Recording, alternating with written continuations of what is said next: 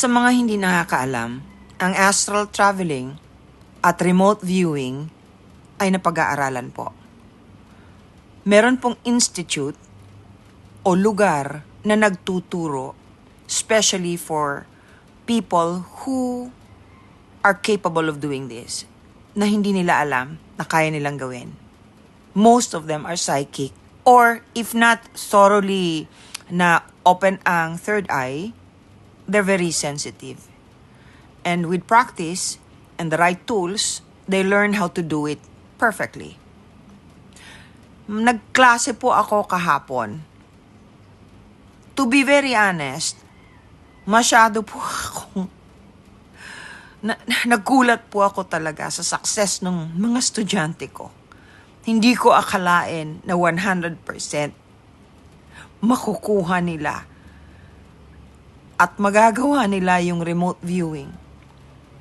These remote viewers,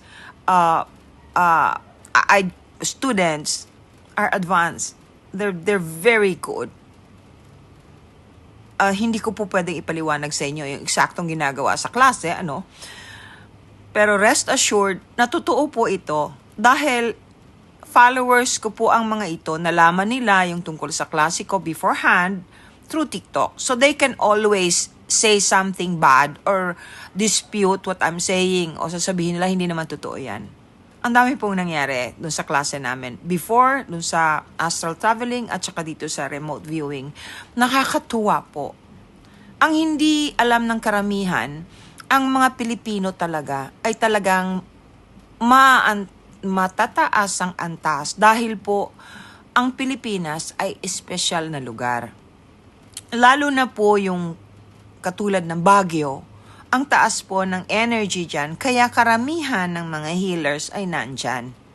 Napakatagal na pong panahon na maraming nalalaman ang mga Pilipino tungkol sa herbal healing, tungkol sa mga bagay na makakatulong sa kalikasan, lalo na sa panggagamot, dahil ibinigay yan sa atin na nawala lang, na hindi na halos ginagamit. Napaka-special po natin. Ang Baguio po, ang energy niyan ay kakaiba. Unfortunately, ang daming puno na pinuputol. Hindi dapat. Sana matutunan natin yung ginagawa ng mga advanced civilization na iniingatan yung mga kalikasan, iniingatan ng mga puno at mga hayop. Dahil doon po sila nakatira. Pag tinanggal natin yan, pag pinatay natin o pinutol ang mga puno, wala pong matitira ng mga ibon, ang mga bees, ang mga animals na nakakatulong po sa atin. And they have the right to stay there. They have souls too. And they're helping us all the time. All the time. So sana matutunan natin yung ginagawa ng ibang sibilisasyon na advance na kahit na gumawa ng subdivision ay iniingatan o iniikutan. They go around the trees that are there para wag maputol. Yun po ang ibig ko sabihin. Balikan ko po itong aking mga estudyante. Unbelievable po talaga. Nakapag-remote view po silang lahat. Yung iba nga advance, ang ibig ko pong sabihin advance, hindi ko pa sinasabi kung ano yung dapat nilang tingnan, kung anong dapat nilang i-describe. Na-describe na nila. Special talaga ang Pilipino. Ang dami rito. Ang dami ritong magagaling. Pero, katulad din ng may mga magagaling, ang dami ring mga masasama ang ugali na kahit gusto mong tulungan, napakababa ng grado ng antas ng kanilang DNA, ng soul evolution, kaya palaging galit, mahilig mang-away, mahilig manakit kahit wala namang ginagawa sa kanila. Preparado naman po kami sa ganyan, yung mga tinatawag na bashers.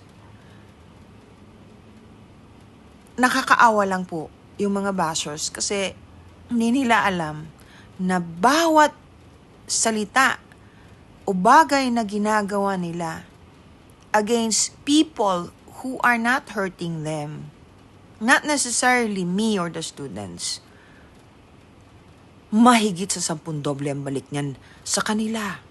Napakalaking kabwisitan. Kahit po kumikita sila, karamihan naman po kasi sa mga ganyan, trolls, tingnan ninyo po yung kanilang profile, 0 follower, o kaya walang muka, o kung meron mang follower, kakarampot. Yung mga ganyan. Siguro, yun lang ang paraan para kumita sila. Mga paid trolls. And the others, yun naman ng mga talagang napaikutan na ng negative spirits o negative energy na siyang dahilan kung bakit hindi na sila nakakakita ng liwanag. Yun naman pong katulad ko, kahit kailan hindi namimilit na maniwala kayo. Hindi po talaga. Tumutulong lang po kami. We are just the messengers. Tumutulong kami para maalaman ninyo ang mga bagay na pwede ninyong gawin para matulungan ang sangkatauhan. Not only the Philippines, not only the universe, the world, at least the world.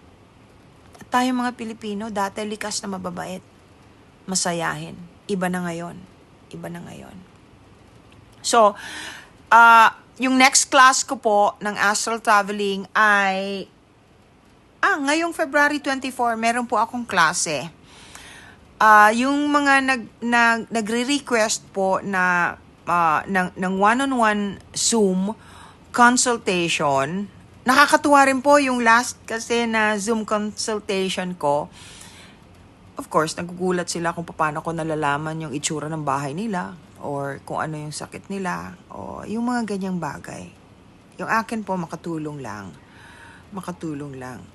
Yung akin po, nahiling sa inyo, katulad ng palaging sinasabi sa akin ng mga elders o nakakataas, nakakaalam na hindi taga rito, ang hinihiling lang nila para makaahon tayo at huwag tayo mag-suffer ng husto ay magmahalan. Iwasan ang